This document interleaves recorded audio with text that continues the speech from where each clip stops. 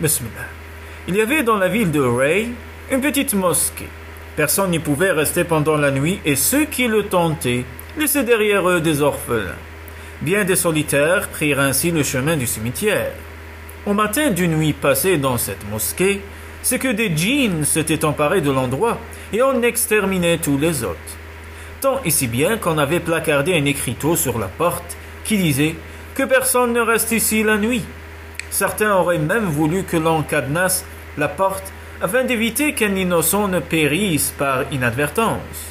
Une nuit vint un étranger. Il avait entendu des rumeurs concernant cette mosquée et voulait en faire l'expérience. Il était courageux et las de vivre. Il se disait « Dieu lui-même nous a dit que les fidèles guettaient la mort, et moi je suis fidèle. » Les gens lui dirent « Tu veux dormir ici? C'est la mort assurée. Toute personne qui a tenté de passer la nuit ici est morte, et ce n'est pas une coïncidence. Nous en avons eu 100 fois la confirmation. Le prophète, alayhi salatu wassalam, a dit que la foi porte conseil.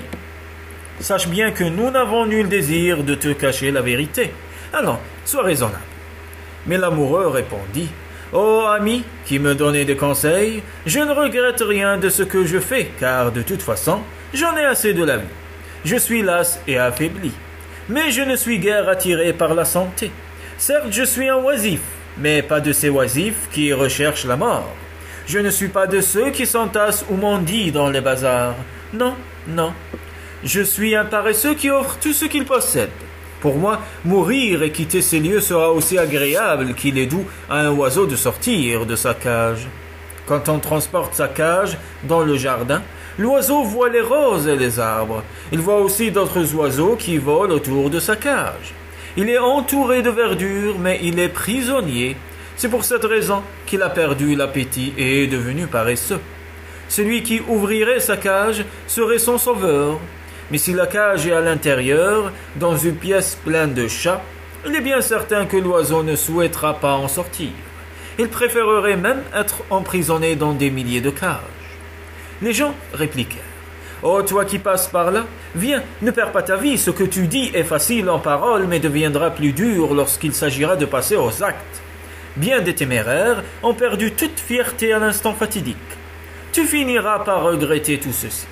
Les hommes se donnent tous des allures de héros, mais au moment du combat, ils deviennent des femmes d'intérieur. » Le prophète, alayhi salatu wassalam, a dit « Ô héros, il n'y a pas de place pour l'héroïsme avant le combat.